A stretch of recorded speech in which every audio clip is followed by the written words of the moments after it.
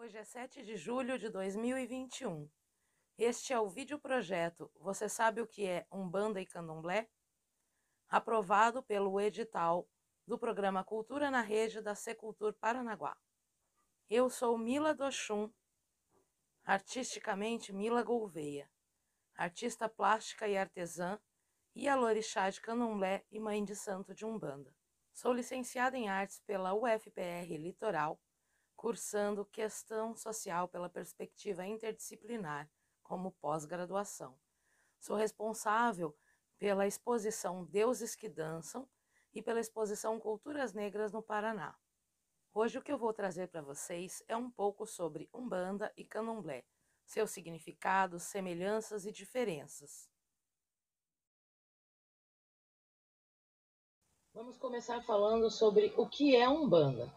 A Umbanda é uma religião afro-ameríndio brasileira, ou seja, ela é uma religião brasileira que traz no seu culto a religiosidade de matrizes africana e indígena americana, da América Latina. Ela também possui influência das religiões judaico-cristãs e cristãs, devido aos escravos que foram catequizados. Então, a Umbanda é uma religião que ela aceita uma mescla de várias religiões e de várias culturas. Ela traz para dentro dela toda essa cultura religiosa de vários lugares proeminentes de vários países. E isso tudo se agrega dentro da Umbanda. O que é o Candomblé? O Candomblé é uma religião afro-brasileira, ou seja, uma religião brasileira que cultua divindades e expressões africanas, chamadas de orixás comumente pelo Brasil. O Candomblé é uma religião que presta culto especificamente sobre divindades africanas. Foi trazido de África e criado um culto no Brasil para que se pudesse dar continuidade na ancestralidade e na cultura que veio da África. Deus na Umbanda é chamado de Zambi. É um nome que vem proveniente do povo de Angola, do povo do Congo, do povo da Guiné. Então, Zambi é um nome dado a Deus, Deus Supremo, Criador. E já no Candomblé, o nome de Deus é Olorum ou Olodumare. Então, para ficar claro, Deus Supremo, Criador de todas as coisas, tanto na Umbanda quanto no Candomblé, é um único, é um Deus só, que na Umbanda leva o nome de Zambi e no Candomblé leva o nome de Olorum ou Olodumare. A Umbanda cultua as 7 linhas de Umbanda. São 7 orixás específicos, que são os orixás mais cultuados no Brasil. Então, são eles Oxalá, Ogum, Oxum, Oxóssi, Iansã, Xangô e Iemanjá. Algumas Umbandas pelo Brasil cultuam as 7 linhas da seguinte forma: Oxalá, Ogum, uma linha com Oxum, Iansã e Iemanjá, que é o povo d'água, Xangô, Oxóssi, Iori, que são os pretos velhos, e Iorimã, que são os erês, ou cosminhos. Então, a Umbanda, ela vai prestar culto a esses 7 orixás, que são chamadas as 7 linhas de Umbanda. No entanto, o trabalho da Umbanda espiritual é realizado através da incorporação de espíritos desencarnados, seres de luz que já passaram para o além e que voltam para incorporar nos médiuns da Umbanda para ajudar as pessoas, para prestar a caridade, para prestar socorro e fazer o bem. São espíritos mais evoluídos que já recordam de todas as vidas que viveram para trazer ensinamentos. A Umbanda trabalha com a incorporação de espíritos. O Candomblé cultua orixás. Os orixás também são chamados de voduns ou inquices. Os orixás são divindades africanas. São ancestrais que foram divinizados na África. São reis e rainhas que viveram na terra e que, após a sua morte, na sucessão do trono, eles passaram a ser cultuados como divindades. E várias oferendas, vários sacrifícios eram feitos para essas divindades para que trouxessem fartura, prosperidade, paz, segurança, amor para todo o povo das tribos africanas. E ao serem trazidos para o Brasil, todos eles foram reunidos E aqui no Brasil se criou o candomblé para cultuá-los todos ao mesmo tempo. Então, o candomblé cultua divindades africanas que aqui no Brasil, no geral, são chamadas de orixás. O sacerdote da Umbanda é chamado de pai de santo ou mãe de santo e também é chamado de padrinho ou madrinha de terreiro. Em alguns outros lugares é chamado de babá de terreiro, ou, e se for mulher também, babá de terreiro. Um dos sacerdotes mais antigos do candomblé da Umbanda, e mais conhecidos da Umbanda foi Fernando Guimarães, fundador do terreiro Pai Maneco. Pai Maneco é um terreiro que já possui filiais pelo Paraná todo.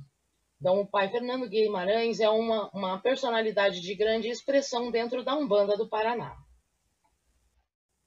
O sacerdote de candomblé é chamado de babalorixá e quando mulher é chamada de ialorixá. É o meu caso, sou ialorixá. Outras nomenclaturas também são doté para homem e doné para mulher.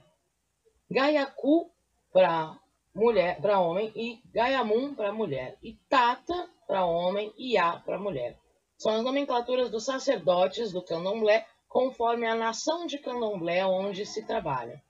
Muda a nomenclatura, mas, no geral, a maioria dos sacerdotes são chamados de babalorixá ou ialorixá. É o nome mais comum utilizado. Um dos sacerdotes mais conhecidos do candomblé foi o Doté Cafu Milodé, meu próprio pai de santo. Doté Cafu Milodé é uma personalidade de muita expressão do candomblé no Paraná, com diversas casas abertas por ele por seus filhos de santo e mais de 1.500 filhos de santo iniciados. A evolução na Umbanda. Na Umbanda, quando um adepto começa o seu desenvolvimento, ele é chamado de médium em desenvolvimento ou filho da casa. Seu primeiro degrau subido é o de capitão ou capitã. Em seguida, ele passa a ser coronel, que também é chamado de pai pequeno ou mãe pequena. E, por último, a consagração como pai de santo, que é a de general, quando se torna pai de santo ou mãe de santo. Então, no desenvolvimento da Umbanda, a pessoa vai subir todos os estágios até se tornar um sacerdote. E para a sua consagração em cada degrau, ela vai tomar uma obrigação, que é um período de reclusão chamado camarinha. A camarinha é um retiro espiritual realizado entre o médium e as suas divindades e os seus guias, suas entidades, aonde ele se conecta e ele vai se graduar dentro da Umbanda. A evolução do candomblé é diferente da Umbanda. No candomblé, quando a pessoa entra para participar, ela é uma simpatizante, ela é chamada de abiã. O abianato, ele demora até o tempo em que a pessoa esteja preparada para a sua iniciação na religião. E somente após a iniciação é que a pessoa realmente pode se considerar candomblessista. Quando a pessoa se inicia dentro da religião, ela é chamada de iaô. Tanto feminino quanto masculino é iaô. Quando a pessoa conclui todas as suas obrigações dentro da religião, ela se torna um ebome. A palavra ebome significa irmão mais velho. Significa que aquela pessoa vai ter alguns direitos e alguns deveres a partir dessa idade, porque os 7 anos desde a iniciação é um estágio em que a pessoa está em aprendizado da religião. Após os 7 anos, ela já ganha direitos e, nesse caso, se a pessoa tiver o destino de ser um sacerdote, ela vai ganhar os direitos de ser pai de santo ou mãe de santo, no caso do candomblé, ialorixá ou babalorixá. A iniciação do candomblé. Os rituais da Umbanda são amaci, batismo, confirmação e camarinha. O amaci é uma lavagem de cabeça com um preparado de ervas que é realizado em cerimônia pública. É quando a pessoa se afirma umbandista. O batismo pode ser feito tanto para pequenas crianças quanto para adultos, que é quando a pessoa escolhe entidades que serão seus padrinhos, para que ela se considere um umbandista. A confirmação é o momento em que após concluído o desenvolvimento espiritual entre o médium e os espíritos que trabalham com ele, as entidades, nós vamos conhecer quem são essas entidades. Elas vão se apresentar, dar o nome, contar um pouco da história delas e explicar por que elas vieram trabalhar. Então, esse é um momento de confirmação. E a camarinha, como eu disse antes, é o momento em que a pessoa faz o seu retiro espiritual e a sua consagração com a sua entidade. E com suas divindades também. Os rituais de candomblé também são diferentes.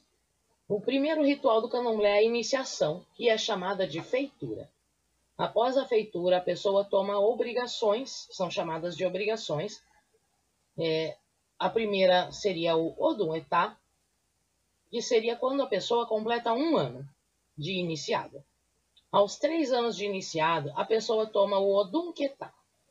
E aos 7 anos, quando a pessoa ganha os seus direitos de ebome ou se torna sacerdote, ela vai tomar o Odum Ijê.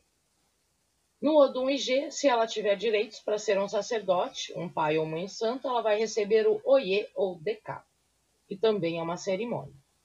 Além dessas cerimônias, que são dos rituais de iniciação e consagração, o candomblé realiza festas públicas em comemoração aos orixás. E aqui estão algumas delas. A festa das Iabás, onde se comemoram todas as orixás femininas.